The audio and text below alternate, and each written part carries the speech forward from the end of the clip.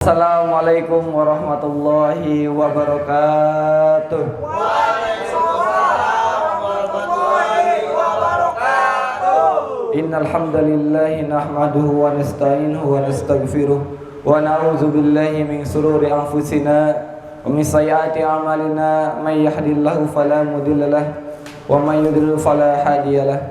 Asyhadu an la ilaha illallah wa asyhadu anna Muhammadan abduhu wa rasuluh. La nabiyya wa la rasula ba'dah, amma ba'du. Awalan hayya bina nashkurullaha azza wa jalla alladhi qad a'tana ni'matan katsiratan wa ni'matan azimatan hatta nastati wa nazmi fi hadal musalla insyaallah mubarak. Amin.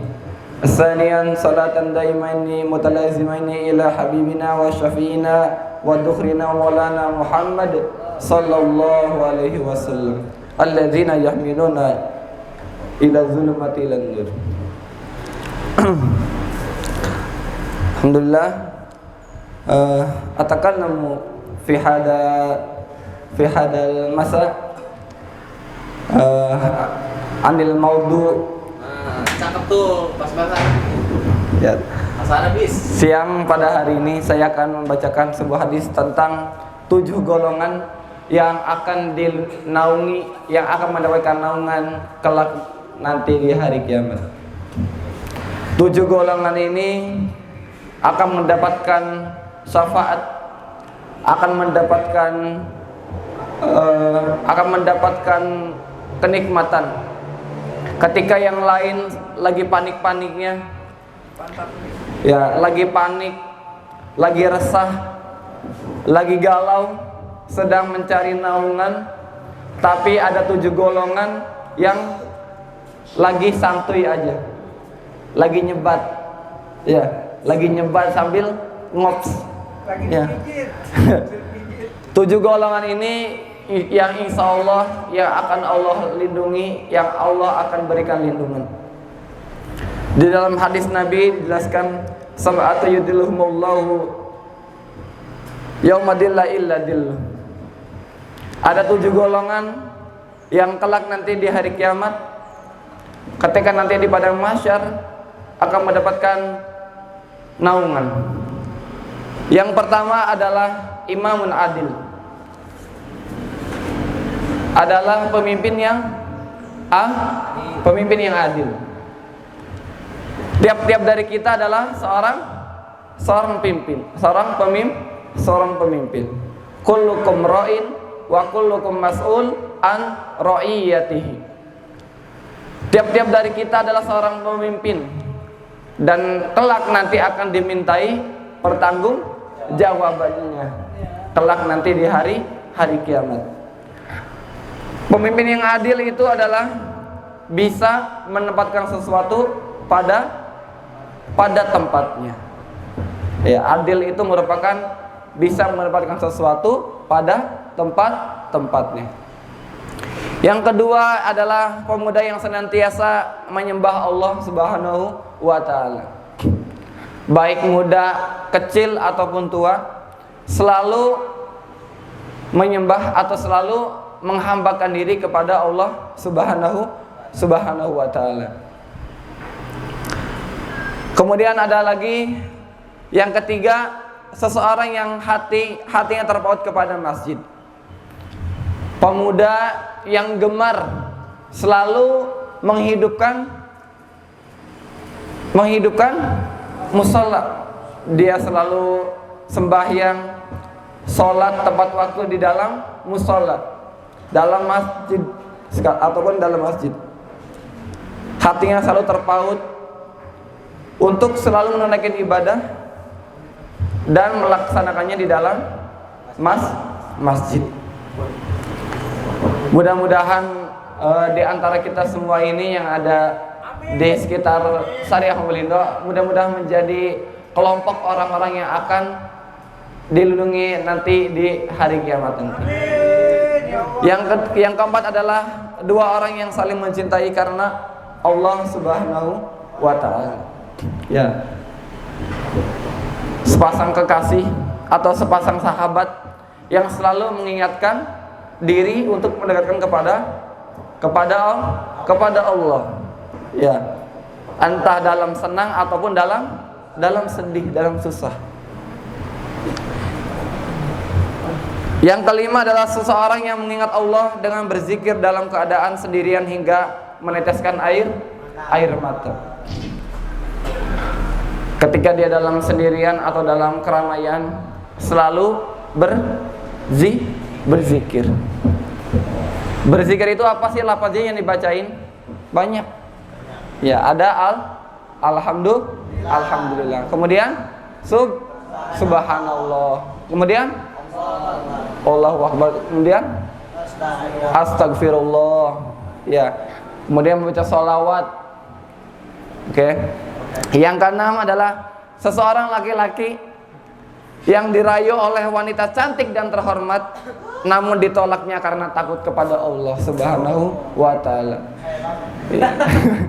Ketika laki-laki, ya, kemudian ada seorang wanita yang cantik jelita, bermartabat, kaya raya, kemudian dirayu ya untuk bermaksiat. Mas, ayo mas, kita main ke main kucing-kucingan, ya, atau main kuda-kudaan. Ya. Kemudian laki-laki itu ternyata misalnya ada datang seseorang wanita cantik datang ke Dimas, kemudian Dimas berkata, la inni akhafullah. Masya Allah. Bukan alhamdulillah datang. Bisa kali dulu nyentuh dikit. Ya. Tetapi lelaki misal ternyata ada wanita cantik, kemudian Dimas menolak, inni akhafullah, saya takut ya karena Allah. Bila saya melaksanakan ini atau bila mana saya melakukan ini, saya akan mendapatkan dosa. Tetapi di luar ekspektasi ternyata ditolak. Masya Allah. Ya, bukan malah gas aja, tapi ditolak. Ya. Nah, yang terakhir adalah seseorang yang bersedekah secara sembunyi. Ketika tangan kanan yang memberi, tangan kiri itu tidak tahu. Ya, jadi ketika kita bersedekah atau berinfak, kemudian tidak ada orang yang mengetahuinya. Ya. Dan tadilah di antaranya orang-orang yang kelak atau tujuh golongan orang yang akan mendapatkan syafaat ketika nanti di hari kiamat. Mungkin materi yang bisa saya sampaikan kurang lebihnya mohon maaf. Jika ada pertanyaan silakan dipertanyakan. Bismillahirrahmanirrahim. Assalamualaikum warahmatullahi wabarakatuh. Waalaikumsalam warahmatullahi wabarakatuh. Menjadi seorang pemimpin yang baik tentunya tidak semudah yang seperti di film-film ya. Tentunya harus bijaksana dan arayun. Nah, ketika dia memegang tim, punya tim ya. Biasanya kalau pemimpin itu kan dia punya berkelompok ya. Makanya timbullah ada satu tim. Nah, ketika timnya dia menginginkan sesuatu nih, ingin mendapatkan sesuatu barang, dan ketika sudah mendapatkan ketika belum mendapatkannya, timnya ini sangat memberikan janji-janji surga lah. Nah, ketika sudah mendapatkannya, janji surganya itu tidak ditepati. Kemudian ketika pemimpinnya itu memberikan punishment ke dia, artinya memberikan punishment yang sesuai dengan janji yang dia akan memberikan kepada timnya tersebut ternyata tidak dipenuhi, kemudian dikasih punishment. Ya contohnya ada punishmentnya misalkan tidak lain tidak bukan misalnya kayak materi ya, berupa materi ya, bukan punishment karena tidak sesuai dengan yang diharapkannya dengan jaminannya dia. Apakah itu termasuk pemimpin yang adil atau tidak? Oke. Jadi pertanyaannya adalah, ini yang saya tangkap, ketika seorang pemimpin memberikan punishment lantaran timnya ini atau orang di bawahannya ini tidak memaksimalkan gitu. Ya tidak memaksimalkan, padahal dia udah ngasih janji-janji manis. Iya. Dia mendapatkan sesuatu gitu. Iya. Nah, ketika sudah mendapatkan sesuatu, Ketika dia udah mendapatkan apa yang dia inginkan, kemudian dia melupakan. Salahkah? Jadi pertanyaannya salah atau enggak gitu pemimpinnya? iya, atau termasuk zolim nggak pemimpinnya memberikan punishment seperti itu? Apalagi berkaitan dengan materi. Oke. Ini saya jawab dengan sebisa saya. Kalau misalnya ternyata kejadian kayak hal demikian, hal yang kayak gitu,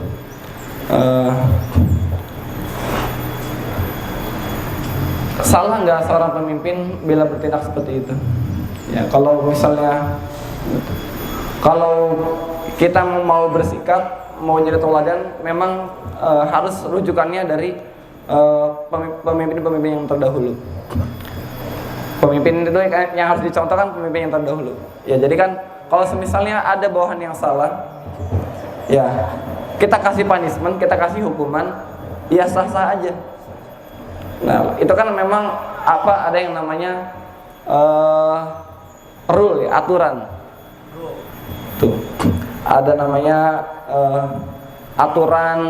aturan main ya, SOP. Kalau misalnya ternyata dia tidak memaksimalkan, wajar aja kalau misalnya ternyata pemimpin itu tidak segan untuk menegur atau mengingatkan. Nah, jadi kalau misalnya katakanlah itu salah, ya walaupun itu katakanlah harus berani mengatakan kalau hal itu salah. Gitu, jangan sampai karena yang batil sejatinya memang batil. Jadi bukan yang hak. Kalau misalnya kita nggak bantu mengingatkan, kan ada dalilnya itu in uridu ilal islah. Jadi tiap-tiap kita ini kan pengennya apa bawahan kita atau atasan kita itu berubah dari hari ke hari, itu menjadi lebih baik. Kalau misalnya ternyata si pemimpin ini mau memberikan punishment berupa materi atau mungkin ada pengurangan atau penambahan gitu Om ya, ternyata ini menjadi hukuman karena memang ketidakmaksimalan dia dalam berusaha, yaitu sifatnya wajar Om gitu. Walaupun memang pernah diceramahin itu kata Buya Yahya, kalau misalnya kita motong gaji sebagai bukti dari hukuman, itu sebenarnya nggak boleh gitu, kata Buya Yahya. Karena ada hak dan itu harus tetap harus tetap ditunaikan. Kalau misalnya memang udah dari SOP terdahulunya atau dari perjanjian dulunya memang udah termaktub, udah tertulis gitu, udah ditandatangani kedua belah pihak dan dua pihak itu udah setuju, ya sah-sah aja karena kan udah ada kesepakatan, udah ada musyawarah. Tuh. Jadi kalau misalnya pemimpin memberikan tindakan kepada bawahannya, itu sangatlah wajar.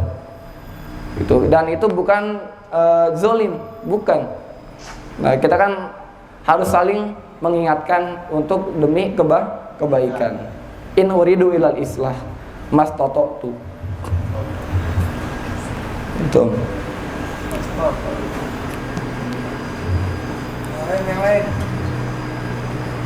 Nah, solusinya gimana? Sudah diingatkan, sudah nggak bisa juga. Solusinya seperti apa? Solusinya ketika memang udah A nggak mempan, apa ngomongan A udah nggak mempan, B udah nggak mempan, C nggak mempan juga, ya harus apa namanya, ada tindakan tegas. Iya. Bahkan kita kan kalau pas kecil aja, pas kita nggak mau sholat, minimal diingetin, nggak mau diingetin, disambet, ya nggak. Kemudian dipukul. Itu. Jadi dari situ aja kita bisa bercermin. Kalau misalnya lewat omongan nggak bisa, lewat isyarat nggak bisa, masa ya lewat hukuman aja, lewat hukuman keras aja nggak bisa. Ini orangnya emang udah dasarnya apa namanya? Batu. Kepala batu, susah dibilangin. Kalau misalnya ternyata 3 cara tadi memang nggak bisa juga, ya dengan cara paksa kita harus ambil keputusan gitu. Ada lagi Dimas? Bang Cemin. Ji. Tanya. Pasang tadi bikin kopi nggak dengar materinya. Tapi kedengaran. Oh iya Bang. Bila tidak ada pertanyaan, saya cukupkan. Mudah-mudahan apa yang saya sampaikan mudah-mudahan bermanfaat. Mudah-mudahan bisa diamalkan dalam kehidupan sehari-hari. Illa liqa. Wassalamualaikum warahmatullahi wabarakatuh. Waalaikumsalam warahmatullahi wabarakatuh.